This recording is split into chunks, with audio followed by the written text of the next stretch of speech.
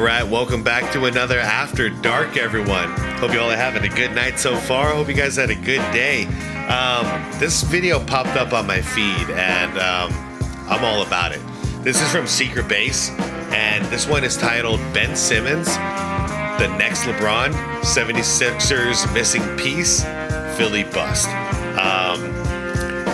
Y'all know I don't talk about Ben Simmons too much because it's not much to say, but there's actually a lot to say. So I'm excited to react to this because last I checked, I think he still had a contract with the Clippers, and I'm hoping this covers what he's currently doing because I found that absolutely ridiculous that after he basically highway robbed the Sixers, and then he did the same thing to to Brooklyn. Like anybody would ever consider giving him another job in the NBA ever again blows my mind. So the fact that he was still under contract, like I was shocked to hear it. Anyways, you guys, as I always do, I'm going to link the original video down below in the description. Secret Base, if you haven't heard of him, awesome channel. So yeah, I'm going to link the original video down there. Also, you'll see a list of channel members. Shout out to channel members. I salute y'all. Thank you for everything you do. And guys, without further ado, let's react as this goes along. So like the vid if you could, I'd appreciate it a lot. It helps me out a ton. And guys, let's do it. Let's do it. This is the lasting image of Ben Simmons as a Philadelphia 76er, passing the ball under the rim with a much shorter defender. Yeah, but I can't believe it. The rim is right here. What are you doing? Trae Young? You're scared of Trae Young blocking your shot? Get out of here, man. On him in a crucial Game 7 playoff loss at home. What followed that moment was a head-spinning offseason filled with finger-pointing, reports of mental health issues, and the city turning on their once bright star, leaving Ben wanting out of Philly. It was a messy situation, and whether or not you believe all the blame unfairly fell on Ben's shoulders, his time as a Sixer is seen as a failure. However, failure often comes from great expectations, and Ben had lofty hopes placed upon him as he entered the league. He grew from an unknown international prospect to crushing competition stateside. Dubbed the next LeBron James, the final missing piece for a rebuilding franchise searching for its first title in decades. Let's meet those versions of Ben Simmons in the Prism. This episode is presented by Honda. The all-new CR-V Trail Sport Hybrid is built to explore. Nice. Plug-in Ben hybrids Simmons are awesome. was born with it. And by it, I mean the genetic gifts and physical attributes to dominate in athletics. As the son of a former pro hooper, balling is in Ben's blood, but basketball wasn't always his calling. Growing up in Australia, Ben loved Aussie rules football and was torn between which sport to choose. His old basketball coach, Andrew Gaze, recalled Ben's mom being in the dark about what her son wanted, leaving the coach hoping he wouldn't lose his start of footy. And crikey, Ben set his mind on hoops. When he hit high school, Ben's talent immediately stood out from his peers, and not just the Aussies. In his first appearance stateside, Ben wowed onlooking scouts, competing in a prestigious All-American camp as an incoming 15-year-old freshman. He quickly went from unknown zero to hero in a flash. From there, moving to the U.S. was the next logical step in his development, where he ultimately joined basketball high school powerhouse Montverde Academy. Interesting. I'm already learning stuff. I didn't know he wasn't born and raised an American. Ben looked pro-bound nearly from the get-go. Standing at 6'10", 230 pounds, Ben had extremely unique talent, blending forward size and strength with the vision and passing skills of a guard.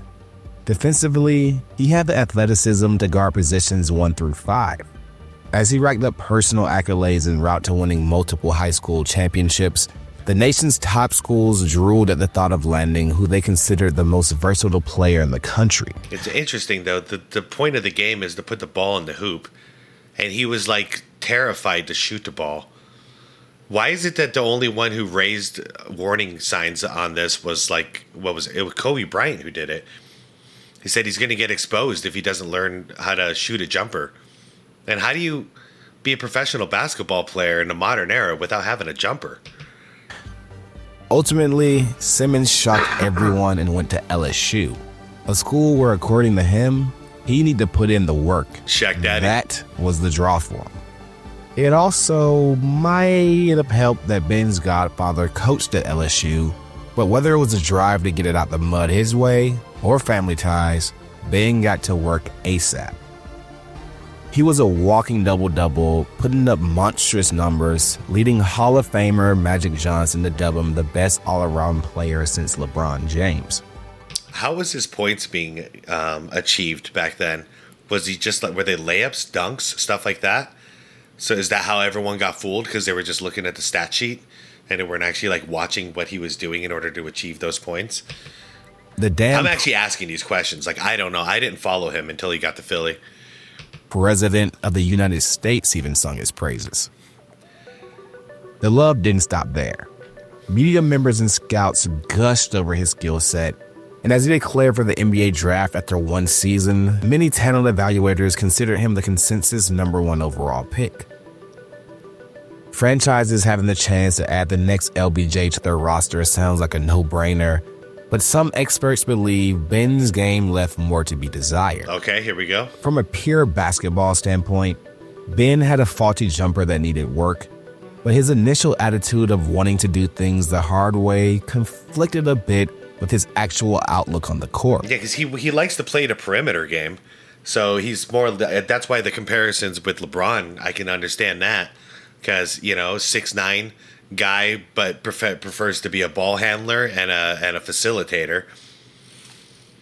So then if he wants to play out there, you'd think he'd learn how to score out there as opposed to scoring at the basket when he doesn't want to be at the basket. You know what I'm saying? He wants to be in the perimeter.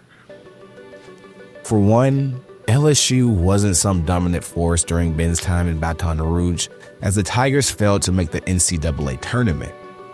He also didn't hit the books.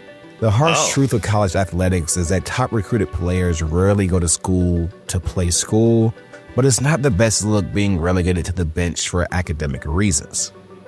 Talent will always outweigh missing classes, and Ben had sky-high potential, but at times, he played with a nonchalant demeanor that led to questions about his competitiveness.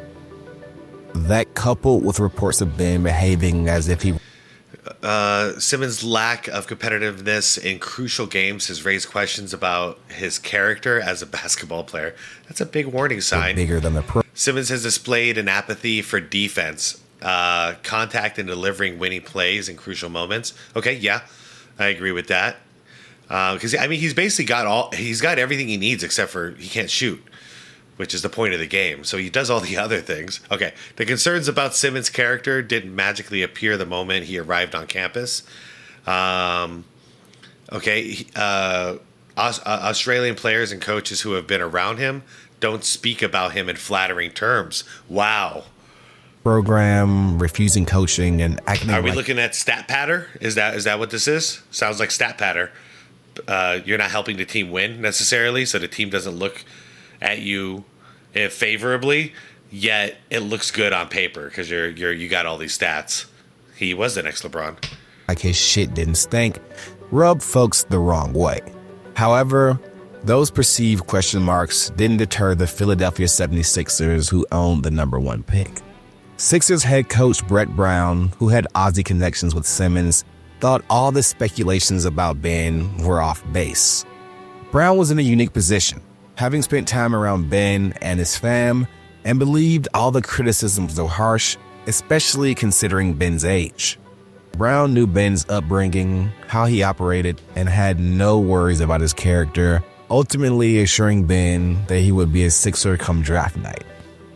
Brown credited his history with Simmons being a huge plus throughout the draft process, and while some doubts existed, the majority of experts believe Philly landed a star to lead their new vision. Before acquiring Simmons, 76ers brass were amid a rebuilding strategy dubbed the Process, where the team aimed to acquire high-end draft picks to build a championship roster. Yep. The The process. strategy initially seemed like a misfire, as Philly suffered several consecutive losing seasons, and the top draft picks they banked on couldn't stay healthy. Sorry, Philly fans. The next couple minutes probably going to be rough. But they stayed the course. It wasn't great when Ben was also forced to sit out his first season after sustaining a foot injury, reigniting doubts about the Sixers' grand scheme and Ben's potential. Yep. But in his Trust return the process. These guys ain't playing, but it's okay. to action during the 2017-18 campaign, Ben put that skepticism to rest. The Sixers desperately needed a playmaker, and in a season littered with absurd statistical numbers surpassing the historic greats of the game, while garnering more praise from its legends, Damn. Simmons lit up the league, flashing his exceptional versatility and defensive prowess, earning Rookie of the Year honors. Even more impressively is how he managed to cook opponents while working through a broken jumper. Sharpshooters in the NBA carry a certain gravity on the floor, as defenders can be pulled in all around the court, but despite lacking a reliable shot, he kept defenders honest because his passing was that elite. He could find and hit his teammates cleanly no matter where they were on the floor, further drawing comparisons to Bron.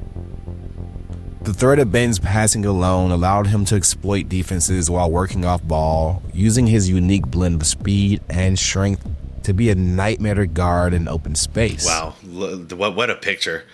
They got JJ here. They got LeBron here.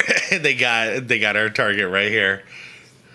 What a capture. With Ben in the lineup, Philly went from a 28-win team to 52 in just a season. Simmons and co-star Joel Embiid formed a deadly dynamic duo that journalists believe could terrorize the league for years to come. And while the future looked extremely bright, Simmons first experienced some growing pains in his inaugural postseason. Philly handled the Miami Heat easily in the first round, with Ben adding more history to his early resume, but the second round against the Boston Celtics wasn't as smooth. In Game 2 of that series, Ben had one of the worst performances of his young career, putting up 1 point with just 4 total shot attempts. Oh, wow. 4 shot attempts. So he wasn't even driving to the basket this time. I wonder what his free throw percentage was the game before. After the matchup, Ben thought his lackluster showing had more to do with getting his mind right and overthinking things instead of just playing. I mean, I've had a theory for a long time. He's scared to go to the line, and that's when it was over for him, because he wouldn't shoot jumpers, but okay, in return he would take it to the basket. Then people learned to foul him, and that's where the mental part of his psyche got broken, because he's afraid to shoot free throws, and he's already talking about it here.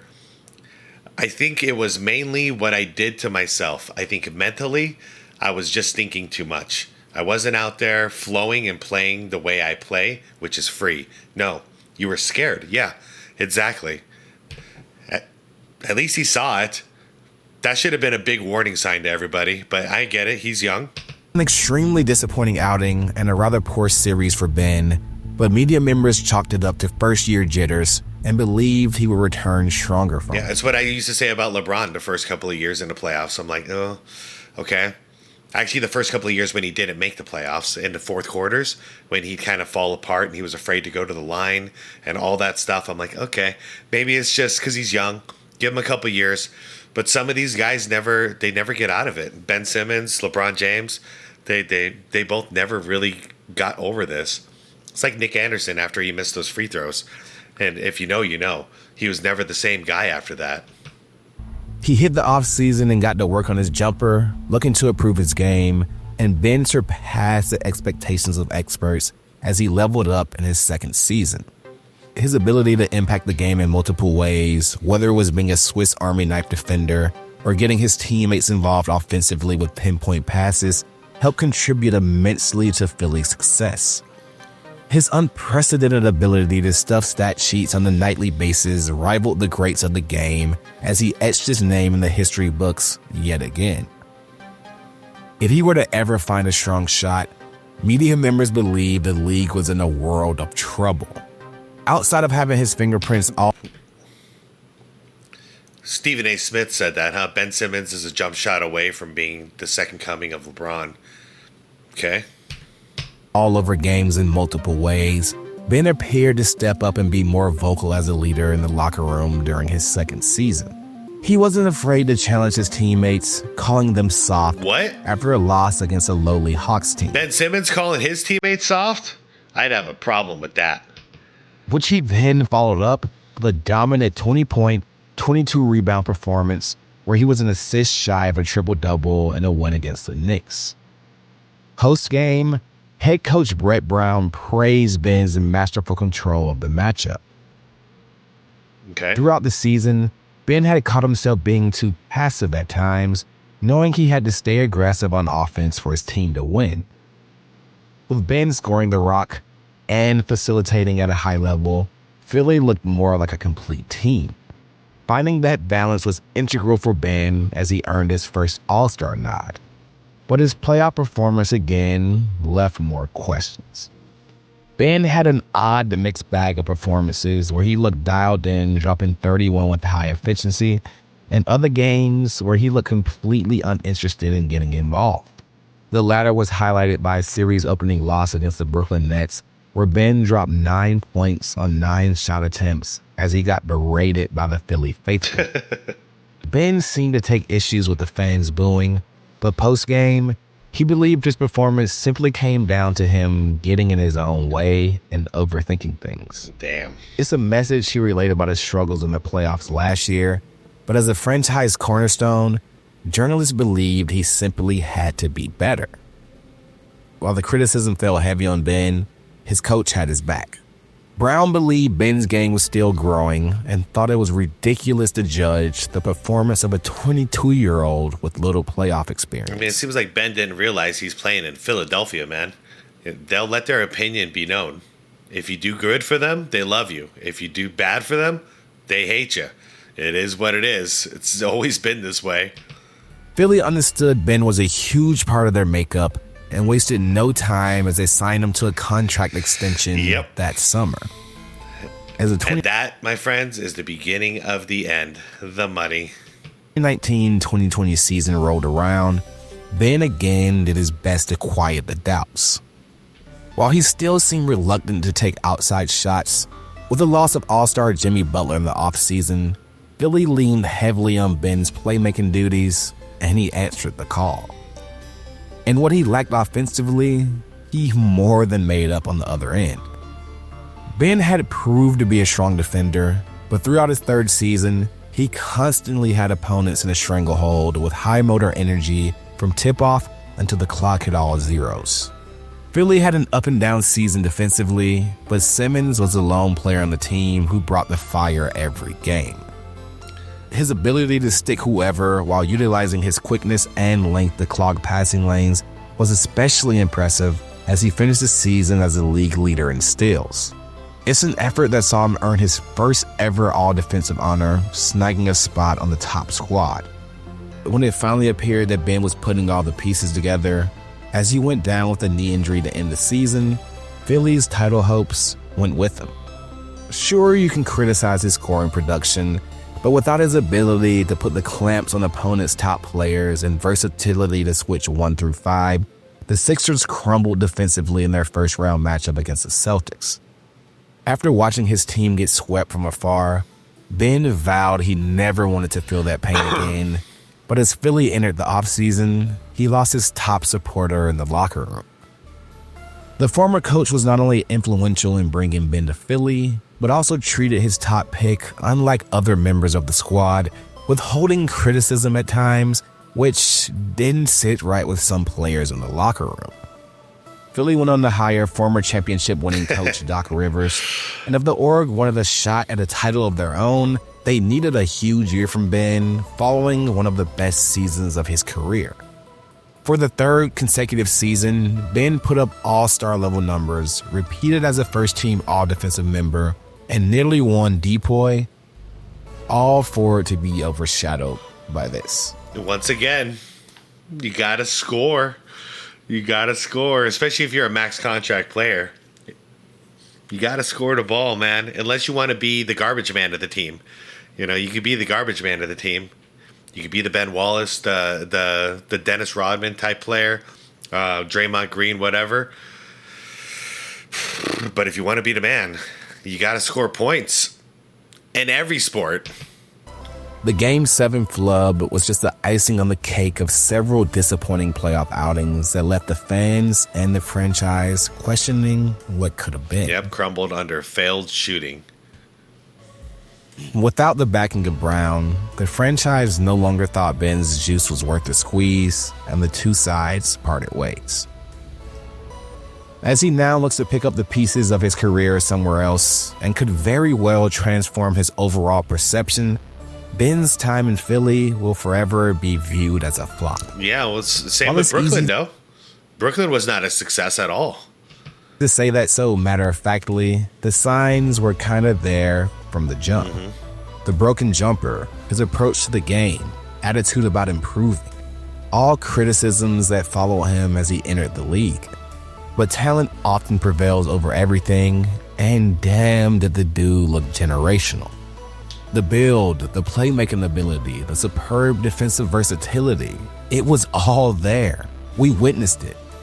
But during an age where we typically glamorize failures over success, it's hard to get lost in the fact that Ben Simmons, at a time, was that dude. Great vid. Thanks for watching this episode of Prism. I'm going to go ahead and stop it right there. Yeah, all in all, you know, it wouldn't have been such a big deal if Ben Simmons wasn't the max contract player. It wouldn't have been that big of a deal. It would have just been like, okay, well, he's not what we thought, you know, maybe we can move him somewhere, but his contract's not too bad, so we can move him to another team, and good luck to him. The big problem was that contract. So, and it seems to me like the second he got that contract, he stopped even attempting to be a scorer. And I feel like he was only doing that in order to get that contract. The thing is, I still watched some games, not this past season, but the season prior when he was with Brooklyn. And when he's playing, he's still playing good defense. You know, he makes some decent passes. He definitely has some basketball IQ in him. But the thing is he still just won't shoot unless he's like, it's like wide open and he's got a layup or something like that, or a little baby hook or something where he won't get fouled. But I'm not seeing him take jumpers or anything like that. So whatever has gone on with him psychologically, if somebody just wants a defensive stopper, you know, I'm talking like low contract money, maybe I can understand it. You know, give him a low contract. He's a defensive stopper who can distribute the ball well on the offensive end, but he's a offensive liability when it comes to scoring. So you have to pay him accordingly, right? But with all that said, I still personally wouldn't take him. I'm just telling you right now because I see the mindset, and to me, what he pulled over the last like 3 to 4 years here has been an absolute disgrace to basketball, to sports, to guaranteed contracts, and I would never want him on my team. I'm just gonna say it bluntly and clear. I wouldn't. Even if all of a sudden he has one season where he's busted a jumper, I still wouldn't do it because I can't trust him, you know? But what I want to know is, what would you do? Let's say league minimum. You know, he's trying to get a contract in the NBA. You're an owner for the NBA, and Ben Simmons, a free agent, and he's asking for the league minimum. Would you take him on your team, and how would you use him? Just a basketball talk. All right, guys, let me know in the comments. I appreciate you watching with me today and tonight. I'll see you again tomorrow for some more stuff, okay? Everybody have a wonderful night. Have a wonderful, peaceful night. Have fun. Stay safe. Crazy world out there. Take care of each other. Take care of your loved ones. And if you're not around your loved ones, reach out to them, all right? Say hello. Let them know you're missing them or you're just thinking about them. It goes a long way. Anyways, everyone, thank you so much for hanging out with me. Have a wonderful night. Like the vid. Subscribe to the channel if you want more content like this. And most importantly, it's to be water, my friends.